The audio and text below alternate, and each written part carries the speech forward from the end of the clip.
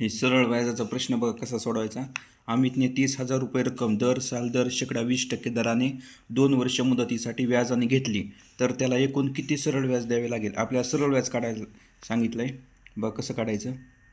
सरळ व्याजाचं सूत्र आहे, सरळ व्याज बरोबर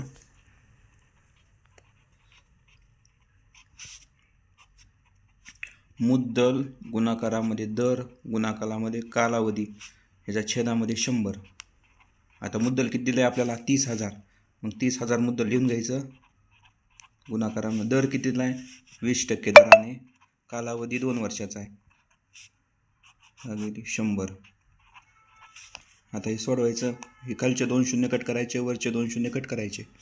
ह्या 20चा 2चा गुणाकार करायचा. 20 दोन्ही 40.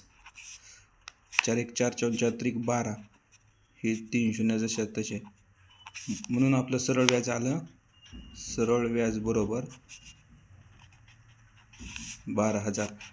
आपल्याला जर समजा रास काढायला विचारली असती, रास बरोबर मुद्दल प्लस व्याज.